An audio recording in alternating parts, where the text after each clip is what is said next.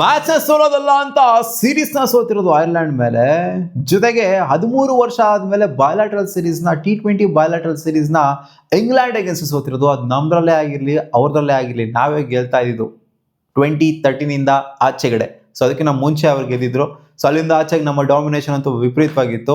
So ಇದು ಆದ ನಂತರ ಒಂದು ಆಗ್ಲೇಬೇಕು. ಅದೇನು ಅಂತ ಅಂದ್ರೆ BCCI ನ ರಿವ್ಯೂ ಮೀಟಿಂಗು. ಸೊ ಇವಾಗ ಬರ್ತಿರೋ ಅಪ್ಡೇಟ್ ಏನು ಅಂತಂದ್ರೆ BCCI ರಿವ್ಯೂ ಮೀಟಿಂಗ್ ನ ಕರೆದಿದೆ ಅಂತ ಅಪ್ಡೇಟ್ ಬರ್ತಿದೆ ಮಗ. ಇದ್ರಲ್ಲಿ ಹೌದು ಇಷ್ಟೆಲ್ಲ ಆಗಾದ್ಮೇಲೆ ಜನ ಕೇಳ್ತಾ ಇದ್ದಾರೆ, ಮಕ್ ಯಾಕರ್ ಸುಗಿತಾ ಇದಾರೆ, ತುಪ್ಪಕ್ ಅನ್ನಂಗ್ ಕೋಚಿಗೆ ಹೋಗಿತಾವ್ರೆ, ಕ್ಯಾಪ್ಟನ್ಗೆ ಹೋಗಿತಾವ್ರೆ, BCCI ಹೋಗಿತಾವ್ರೆ, ಸೆಲೆಕ್ಟರ್ಸ್ ಹೋಗಿತಾವ್ರೆ, ಕಣ್ಣಿಗೆ ಇದಿಟ್ಕೊಂಡಿದ್ದೀರಾ ಅದಿಟ್ಕೊಂಡಿದ್ದೀರಾ ಅಂತೆಲ್ಲ ಕೇಳ್ತಾವ್ರೆ.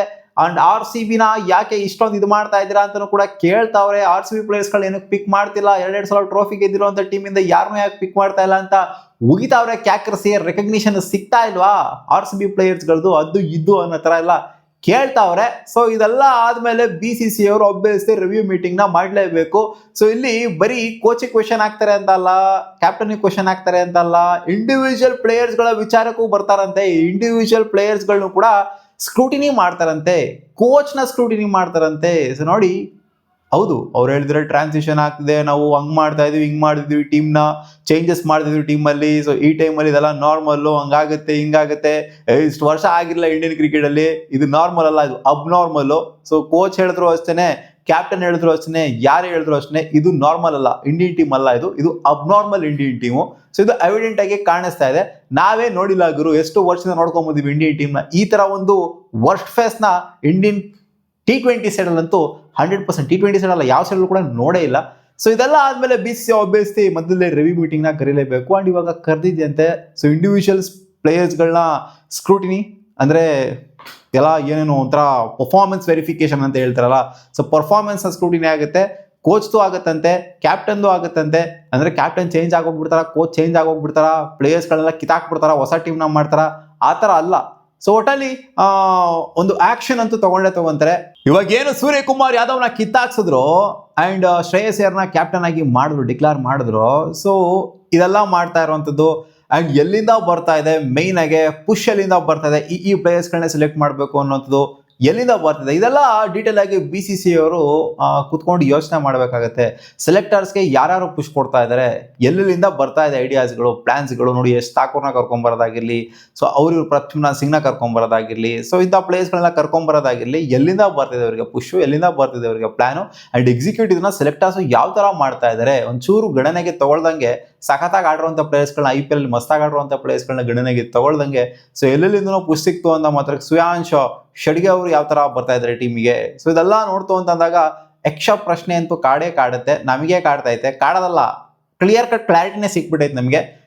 ಪಾಲಿಟಿಕ್ಸ್ ನಡೀತಿದೆ BCCI ಅಲ್ಲಿ, ಪಾಲಿಟಿಕ್ಸ್ ನಡೀತಿದೆ. ಸೆಲೆಕ್ಟರ್ಸ್ ವಿಚಾರದಲ್ಲಾಗಿರ್ಬೋದು, ಕೋಚ್ ವಿಚಾರದಲ್ಲಾಗಿರ್ಬೋದು, ಕ್ಯಾಪ್ಟನ್ಸಿ ವಿಚಾರದಲ್ಲಾಗಿರ್ಬೋದು, ಎಲ್ಲಾ ಕಡೆಯಿಂದನೂ ಕೂಡ ಪಾಲಿಟಿಕ್ಸ್ ನಡೀತಿದೆ ಅಂತ ಇದು ಕ್ಲಿಯರ್ ಕಟ್ ಕ್ಲಾರಿಟಿ ಸಿಕ್ಬಿಟ್ಟಿದೆ. ಸೊ ಅದಕ್ಕೋಸ್ಕರ BCCI ಅವರು ಕರೆದಿದಾರಂತೆ ರಿವ್ಯೂ ಮೀಟಿಂಗ್ ನ. ಸೊ ಈ ರಿವ್ಯೂ ಮೀಟಿಂಗ್ ಅಲ್ಲಿ ಸಿವಿಯರ್ ಆಗೇನೆ ಕ್ಲಾಸ್ ನ ತಗೊಂತಾರೆ. ಒಂದೇನ್ ಗೊತ್ತಾ ಮಗ, ಸೀರಿಯಸ್ ಆಗಿ ನೋಡಿರೋದು IPL ನ ಫ್ಯಾನ್ಸ್ ಗಳೇನು ಅಂತ ಅಂದ್ರೆ, 2 ವರ್ಷದಿಂದ RCB ಇಷ್ಟೆಲ್ಲ ಟ್ರೋಫಿ ಎಲ್ಲ ಗೆದ್ದಿ ಪ್ಲೇಯರ್ಸ್ ಗಳು ಮಸ್ತಾಗಿ ಪರ್ಫಾರ್ಮ್ ಮಾಡಿದ್ರು ಕೂಡ ಒಂದು ರೆಕಗ್ನಿಷನ್ ಅನ್ನೋದು ಪ್ಲೇಯರ್ಸ್ ಗಳಿಗೆ, ಮಸ್ತಾಗಿ ಆಡಿರುವಂತ ಪ್ಲೇಯರ್ಸ್ ಗಳಿಗೆ ಸಿಗ್ತಾ ಇಲ್ಲ.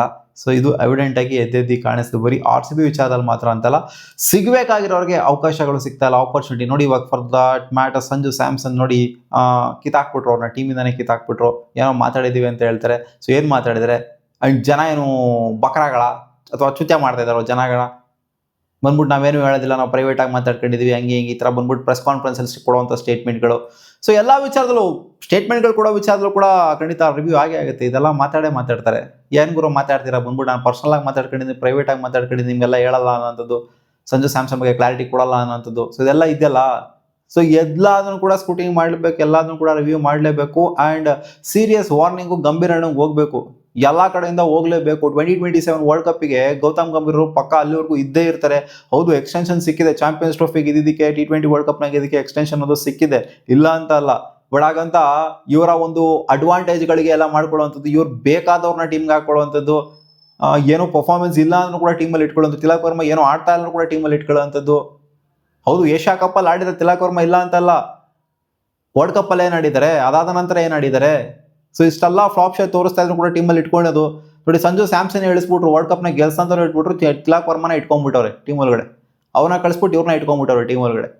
ಸೊ ಜನ ಕೆಲ ಎವಿಡೆಂಟ್ ಆಗಿ ಕಾಣಿಸ್ತಾ ಇದೆ ಗುರು, ಏನಲ್ಲೇನು ಗೋಬ್ಯಾ ನನ್ನ ಮಕ್ಕಳಲ್ಲ, ನಾವು ಎಲ್ಲ ನೋಡ್ತಾ ಇದೀವಿ. BCCI ಸಿವಿಯರ್ ಆಗಿ ಇದನ್ನ ತಗೊಂಡು ರಿವ್ಯೂ ಮೀಟಿಂಗ್ ಎಲ್ಲ ಕರೆದಿರೋದೆಲ್ಲ ನೋಡ್ತು ಅಂತಂದ್ರೆ ಏಷ್ಯನ್ ಗೇಮ್ಸ್ ಕೊಡಲು ಕೂಡ ನಾವು ಚೇಂಜಸ್ನ ನೋಡಬಹುದು, ಆಗಬಹುದು ಅನ್ನೋದನ್ನು ಕೂಡ ಅನ್ನಿಸ್ತಾ ಇದೆ.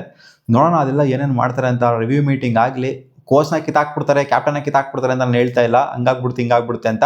ಬಟ್ ಸೀರಿಯಸ್ ವಾರ್ನಿಂಗ್ ಅಂತೂ ಖಂಡಿತ ಕೊಟ್ಟೆ ಕೊಡ್ತಾರೆ. ಸೆಲೆಕ್ಟರ್ಸ್ಗಾಗಿರಲಿ, ಇವ್ರಿಗಾಗಿರಲಿ, ಯಾರಿಗೆ ಆಗಿರಲಿ, ಎಲ್ಲಿಂದ ಇನ್ಫ್ಲೂಯೆನ್ಸ್ ಬರ್ತಿದೆ ಅದ್ರ ಬುಡಾನ ಹೊಡಿತು ಅಂತ ಅಂದರೆ, ನನ್ನ ಪ್ರಕಾರ ಸೆಲೆಕ್ಟರ್ಸ್ ಬುಡ ಹೊಡಿತು ಅಂದ್ರೆ ಕರೆಕ್ಟಾಗೆ ಅವಾಗ ಖಂಡಿತ ಇಂಡಿಯನ್ ಟೀಮು ಕ್ಲಿಕ್ ಆಗುತ್ತೆ ಅಂತ ಅನ್ನಿಸ್ತಾ ಇದೆ.